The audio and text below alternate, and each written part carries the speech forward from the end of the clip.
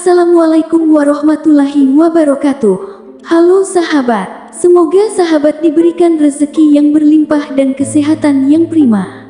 Untuk mendapatkan update, jika berkenan, mari kita sebarkan kajian ini agar bermanfaat untuk yang lain. Dengan like, komen, share dan subscribe, makasih ya sahabatku. Kali ini kita akan membahas tentang kitab untuk tahan lama di atas ranjang, bikin pasangan basah banjir di atas ranjang. Khazanah mengenai pernikahan dan perkawinan merupakan pengetahuan yang penting untuk dikaji dan untuk diketahui. Kajian mengenai pernikahan atau perkawinan tersebut masuk dalam kategori kajian kitab fiqh, yaitu fiqh munakahah. Di pondok pesantren, terutama pesantren salaf, kajian kitab mengenai pernikahan merupakan kajian yang populer dan favorit bagi santri. Antusiasmenya dalam mengaji kitab tersebut begitu tinggi. Kurang lebih terdapat 5 kitab yang menjelaskan mengenai pernikahan dan perkawinan, yaitu diantaranya Quratul Uyun bi Syarhi Nazam Ibn Yamun karya Syekh Muhammad Tahami Ibnu Madani, Uqudul Jain karya Syekh Nawawi Al-Bantani, Daw Al-Misbah fi Bayani Ahkam An-Nikah karya Kiai Haji Hashim Asari, Fathul Izar karya Agus Abdullah Fauzi, Irsyadus Zaujain karya Muhammad Usman. Kitab-kitab tersebut diajarkan oleh ulama atau kiai pada santrinya secara berjenjang sesuai umur dan kematangan pemikirannya. Salah satu kitab favorit di antara kitab yang disebutkan, yaitu Fathul Izar fi Kasif Al-Asrar li Auqat Al-Harts wa Hilkat Al-Akbar, yang bermakna pembuka sarung di dalam masalah seputar waktu terbaik menanam benih dan bentuk keperawanan. Kitab Fathul Izar ini merupakan kitab pendidikan seks tingkat lanjut atau bagi santri ulia tingkat atas. Kitab tersebut berisikan kajian mengenai pendidikan seks, tata aturan, adab berhubungan, posisi kenikmatan dan larangan, serta hari atau malam-malam yang diperbolehkan berhubungan seks yang dianjurkan oleh agama. Sebagaimana kitab-kitab sejenisnya, sang penulis memulai pendahuluan atau mukadimah kitabnya dengan ulasan mengenai kesunahan menikah berdasarkan tuntutan Al-Quran dan hadits. Kemudian menjelaskan mengenai sebab turunnya surat Al-Baqarah ayat 223. Istri-istrimu adalah ladang bagimu, maka datangilah ladangmu itu kapan saja dan dengan cara yang kamu sukai. Dan utamakanlah yang baik untuk dirimu. Bertakwalah kepada Allah dan ketahuilah bahwa kamu kelak akan menemuinya.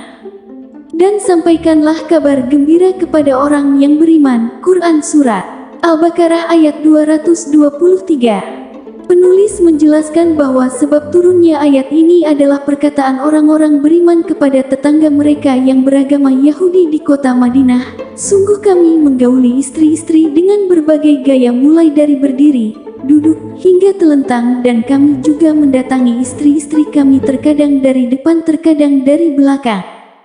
Maka, para pemeluk agama Yahudi pun mengolok-olok mereka. Sungguh kalian berhubungan seks layaknya hewan, berbeda dengan kami yang hanya melakukan hubungan seks dengan satu gaya saja, karena kitab suci Taurat telah berpesan bahwa melakukan hubungan seks selain dengan posisi telentang adalah kotor di hadapan Allah. Tak lama kemudian, turunlah ayat tersebut sebagai penegasan bahwa orang-orang beriman diperbolehkan menggunakan berbagai gaya ataupun style apapun dalam berhubungan seks asalkan tidak memasukkan zakar pada lubang dubur. Penting dicatat bahwa menurut para ulama ada malam-malam tertentu yang baik untuk berhubungan seks dan ada malam-malam yang harus dihindari, yaitu malam Jumat. Barang siapa yang sering berhubungan seks di malam Jumat niscaya akan menghasilkan anak yang hafal Al-Quran. Malam Sabtu. Barang siapa yang sering berhubungan seks di malam Sabtu niscaya akan menghasilkan anak yang memiliki kelainan mental ataupun gila. Malam Minggu. Barang siapa yang sering berhubungan seks di malam Minggu niscaya akan menghasilkan anak yang suka mencuri ataupun suka berbuat zalim. Malam Senin. Barang siapa yang sering berhubungan seks di malam Senin niscaya akan menghasilkan anak yang memiliki masa depan fakir, miskin serta ridho dengan rezeki yang sedikit. Malam Selasa. Barang siapa yang sering berhubungan seks di malam Selasa niscaya akan menghasilkan anak yang berbakti kepada orang tuanya.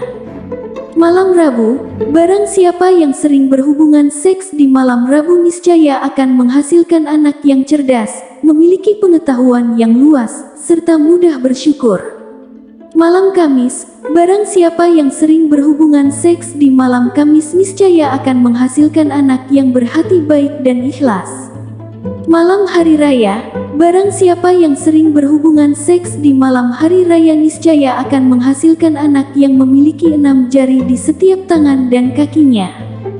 Sedangkan, dalam berhubungan seks sebaiknya memulai dengan foreplay berupa memegang tangan istrinya, meremas buah dadanya, kemudian mencium kedua pipinya dan diakhiri dengan membaca basmalah ketika memasukkan zakar ke dalam vagina.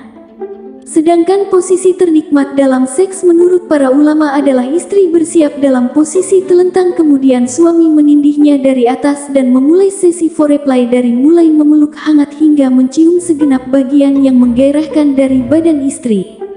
Hingga pada saatnya nanti istri mulai terangsang sempurna maka wajib bagi suami untuk memulai bercocok tanam pada vagina istri dengan tempo perlahan-perlahan agar istri dapat menikmati permainan suami. Dan disunahkah memulai foreplay dengan mencium dada istri seraya berdoa, wa alkaitu alaika mahabbah mini, dan aku tanamkan kepadamu cinta dariku. Kemudian, memasukkan zakar ke dalam vagina seraya membaca surat Al-Ikhlas, takbir, dan tahlil serta membaca doa dengan menyebut nama Allah yang Maha Agung. Ya Allah, jadikanlah untuk kami keturunan yang baik serta lindungilah kami dan segenap rezeki kami dari gangguan setan. Tunggu lanjutannya di part berikutnya.